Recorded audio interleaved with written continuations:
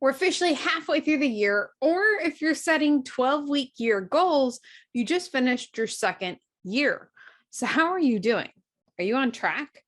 Inside this episode, we're talking about indicators that you're on track to achieving your goals and pitfalls that I see come up time and time again when you get so laser focused on a goal. This is the Your Money, Your Life podcast where ambitious women come together to have clarity, prosperity, and confidence with their money without sacrificing precious time and well-deserved fun. So let's do this.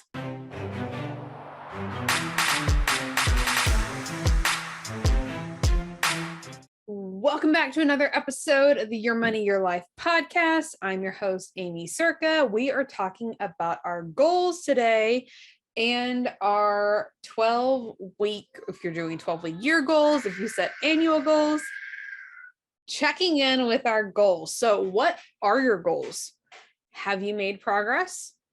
What's working right now? What's not working right now? What do you need to fix to actually be able to hit the goal? Those are really like the I think I threw 4 or 5 questions at you.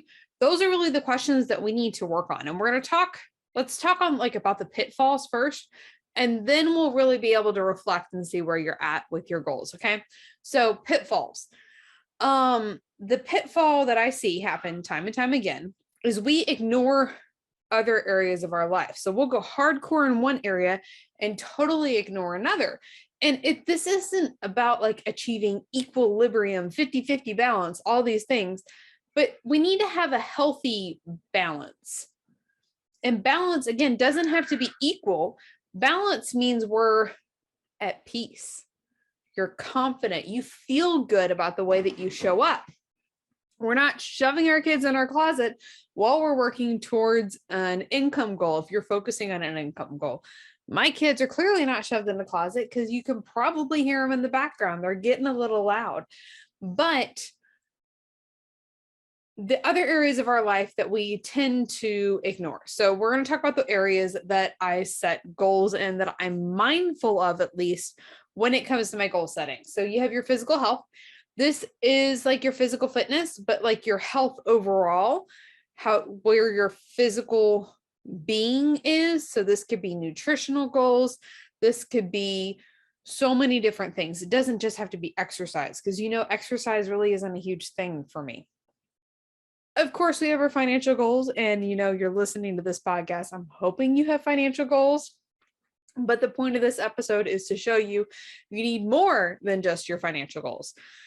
Then we have our spiritual goals, how your relationship is. For myself, that I am a Christian, and my spiritual relationship with my Heavenly Father is very important, and making sure that I have goals to continue to grow in those, in that area. And there's also a difference between having a goal where we accomplish something where it's like a check mark in the box, and a goal where you become a better person. So for example, for a while, 2 years ago now, 3 years ago now, I set a goal to read through my Bible in a year, right? And to be honest, the first year, probably year and a half, I was doing it for that, check mark in the box, so that I can say that I did it. I read my Bible in a year, that I did this thing. It became more about that habit, what I was able to do in that time frame. Then you have your personal goals, and this is personal, where it'll show up like friendships. Personal can be mindset, personal self-care. There's so many different things that fit into taking care of you as a person. That is really important as well, to have goals there that we're not self-sabotaging. We're not harming ourselves. We're not burning ourselves out just to achieve these goals. And then, of course, we have our business goals, work goals, professional goals, all of those things. And then you can have goals as a family. We joke that I had set the intention, end of 2021. I put together my board for 2022, some of the things that I wanted to make happen. One of those things that I added on there was bi-weekly date nights with my husband. And here we are, expecting our 4th child at the end of August, beginning of September. The funny thing is, when I put that together, I was already pregnant. We just didn't know it, but irony there for you. But those are some of the pitfalls that we end up ignoring some of the other areas. So hopefully you were writing those down. Inside Money Masters Academy, we go through this. We talk about vision and goal setting and the way that it relates to your finances and the way that you build the healthy habits into this. If you missed out on joining the Academy, I'll include in the notes a link in the show notes for you to check it out. But hopefully you're at least writing these down, these categories down, so you can be mindful of those and thinking about, like, what do you want your life to look like in regards to those different areas of your life? What changes you need to be making there, or what changes do you want to make that you don't want to sabotage in those areas as well? That's just as important. So let's go back to our check-in, know where we're at with our goals. So when we're checking with our goals to see if we're on track, we'd have to know what the goals are. So hopefully you've set like tangible goals that you can know whether you've achieved them or not. Sometimes it's kind of like a state of being goal, but we still need to have the tangible goals as well. So we're talking about tangible goals. So write down your tangible goal. Make a note, like, what progress have you made? When did you set this goal? How far have you come? Again, look at what needs to be improved. If things are working, great. Keep doing those things. But if there's things that we need to tweak, but they're not working, then tweak them. Like, for example, recording this podcast episode is a tweak because, like I mentioned, I'm expecting and getting a little bit easier. It's getting a little bit easier to be out of breath. So for myself, I used to batch all of my videos and my recording and try and do them really just on one day. Well, when you're getting out of breath, you can't really batch as well. So I'm recording this podcast episode on a Monday, and that's typically not something that I would do, but I realized it was a tweak that I needed to make to be able to continue to hit my goal. We call that process PDCA: plan, do, check, and adjust. So what do you need to do to hit the goal? Like, what's the difference? What are we looking at here? If we're talking football, do you need 30 yards? Do you need 70 yards? What's the difference? And don't be as concerned if you're not.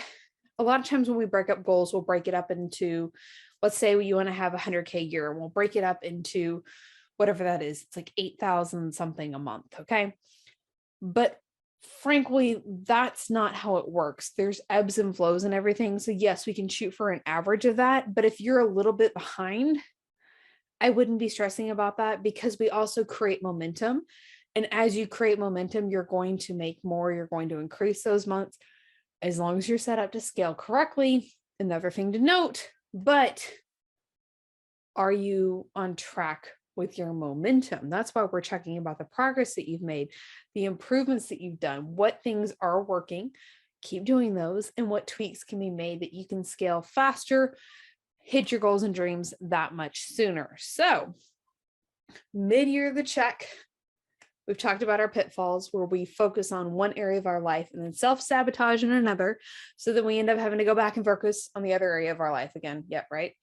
And then we talked about what notes I would be asking myself what notes I do ask myself when I'm evaluating my goals, because we always should be setting our goals. So your challenge today, what's a step that you need to take to ensure that you stay on path this quarter?